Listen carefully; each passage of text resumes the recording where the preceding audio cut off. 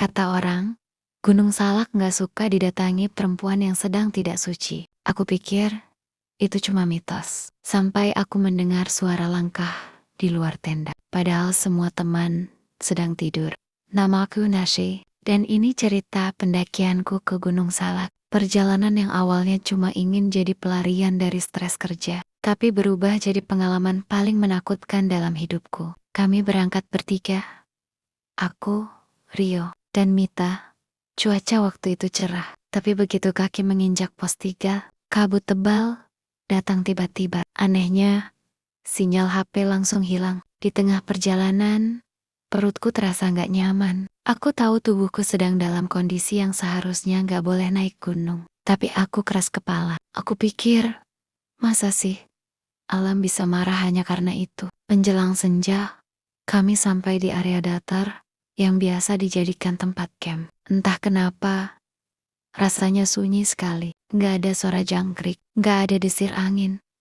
Seolah hutan itu sedang menahan napas. Rio sempat bilang, "Nash, jangan aneh-aneh malam ini ya. Katanya di sini sering ada yang nampak kalau pendakinya melanggar pantangan." Aku cuma tertawa, tapi dalam hati, jujur, mulai gelisah. Tengah malam, aku terbangun. Suhu turun drastis. Dari luar tenda, terdengar suara langkah pelan, menyeret, seperti seseorang tanpa alas kaki berjalan di tanah basah. Aku pikir Rio atau Mita mau keluar, tapi saat kulihat, mereka berdua sedang tertidur lelap. Suara itu makin dekat.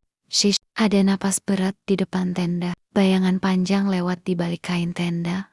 Tinggi, kurus, kepalanya seperti tertunduk. Aku menahan napas, tapi dari luar terdengar suara lirih perempuan. "Kenapa kamu naik saat waktumu belum bersih?" Cukup. Aku ingin berteriak, tapi suara seolah tertelan udara dingin. Aroma menyengat seperti daun busuk memenuhi tenda. Lalu, kain tenda dari luar tertekan ke dalam, seperti seseorang menempelkan wajahnya di sana. Aku refleks menyalakan senter. Seketika bayangan itu lenyap, tapi di luar ada jejak langkah mengitari tenda kami 3 kali, lalu berhenti tepat di belakangku. Keesokan paginya, aku cerita ke Rio dan Mita.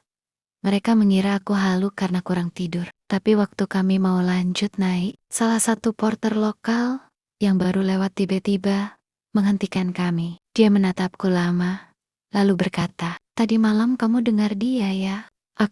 Dia siapa? Si bapak hanya menggeleng. "Penunggu jalur timur. Biasanya cuma datang ke yang melanggar larangan." Aku langsung merinding. Setelah itu aku minta turun, walau 2 temanku sempat keberatan. Selama perjalanan turun, langkahku terasa berat, seolah ada yang mengikuti di belakang. Bahkan setelah sampai di bawah, aku sempat mendengar suara itu lagi di telinga. "Jangan datang lagi ke tempat." Sejak hari itu, aku gak pernah berani mendaki lagi, apalagi ke Gunung Salak. Karena aku tahu ada sesuatu di sana yang benar-benar menjaga wilayahnya. Dan mungkin malam itu aku telah menyinggungnya.